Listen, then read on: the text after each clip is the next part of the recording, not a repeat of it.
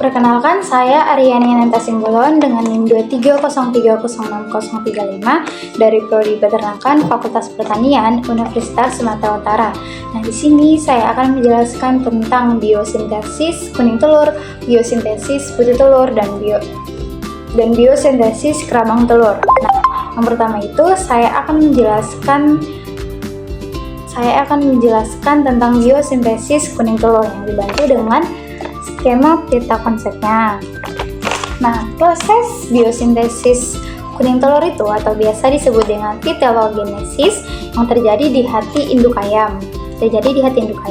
Nah, proses biosintesis kuning telur ini dimulai dari peran hormon estrogen yang diproduksi oleh ovarium yang merangsang hati untuk menghasilkan protein fitologenin yang merupakan bahan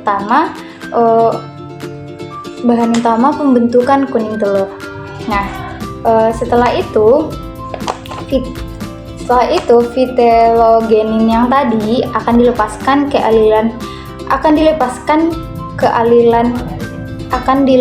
aliran darah dan akan diangkut menuju oosit atau sel telur yang sedang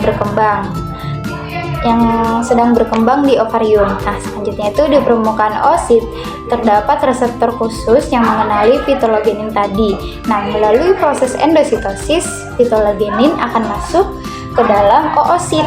Nah, kemudian akan dipecah menjadi dua komponen penting. Yang pertama itu lipofitelin dan yang kedua itu fosfitin atau yang biasa disebut dengan komponen fosfat. Nah, selain itu oosit juga akan mengambil lemak dari darah yang dibawa dalam bentuk VLDL atau very low density lipoprotein. Nah, lemak dan protein akan menyatu dan membentuk lapisan kuning telur yang terbentuk secara bergantian antara malam dan siang, yang menghasilkan pola seperti lingkaran pohon yang berlangsung selama sekitar 7-10 hari. Nah, selama pembentukan pigmen tadi, makanan unggas seperti xanthofil ditambahkan ke fitologenin yang memberikan warna kuning hingga warna orange pada kuning telur. Demikian penjelasan saya tentang biosintesis kuning telur. Selanjutnya saya akan menjelaskan tentang biosintesis putih telur. Biosintesis putih telur itu dimulai setelah ovulasi. Nah, kuning telur yang telah matang tadi akan masuk ke saluran reproduksi atau ovidak. Nah, dan menuju bagian pertama yaitu infundibulum, tempat fertilisasi terjadi. Nah, selanjutnya kuning telur tadi akan bergerak ke magnum, bagian ovidak tempat berlangsungnya sintesis albumen atau putih telur selama kurang lebih berlangsung 3 jam. Nah, di magnum di bawah pengaruh hormon estrogen, sel-sel kelenjar aktif menyintesis berbagai protein albumen. Nah, proses ini terjadi melalui aktivasi reseptor estrogen yang kemudian memicu pembentukan mRNA spesifik yang ditranslasi oleh ribosom menjadi protein. Nah, selanjutnya itu protein utama putih telur itu meliputi yang pertama ada ovalbumin atau protein utama, lalu ovotransferin atau pengikat deteksi, selanjutnya ovomucoid atau inhibitor enzim, yang terakhir itu ada lisozimi atau bakterial, dan terakhir itu ada fitokistas. Nah, selanjutnya fungsi dari putih telur adalah sebagai pelindung fisik dan kimia bagi embrio. Nah, penyimpanan air dan protein serta memberikan sistem pertahanan karena mengandung enzim bakteri. Nah, selanjutnya saya akan menjelaskan tentang biosintesis kerabang telur.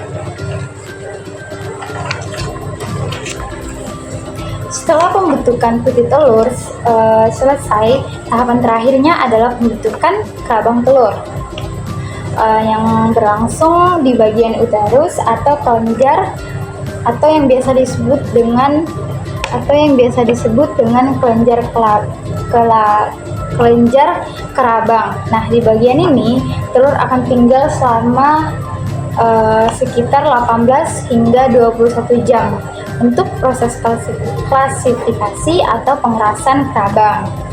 Nah, proses ini memerlukan kalsium dalam jumlah besar yang diserap dari darah ayam dan dibantu oleh vitamin D3 aktif, yaitu 1,25 sampai D3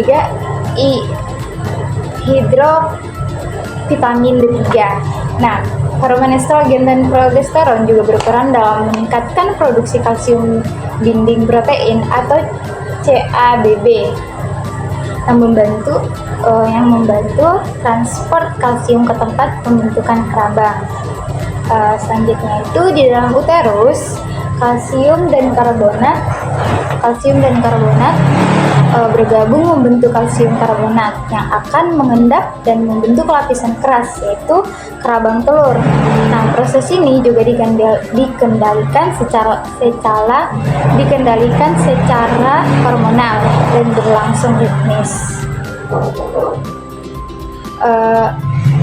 dan berlangsung ritmis untuk menghasilkan kerabang yang kuat namun tetap berpori. Nah, agar pertukaran oksigen dan karbon dioksida bisa terjadi saat embrio berkembang.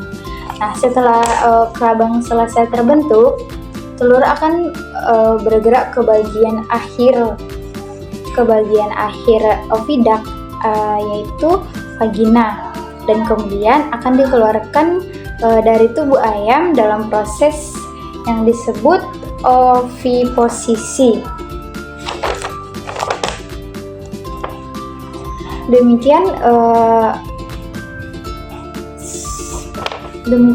yang bisa saya jelaskan tentang proses biosintesis putih telur, kuning telur, dan biosintesis kerabang telur. Terima kasih.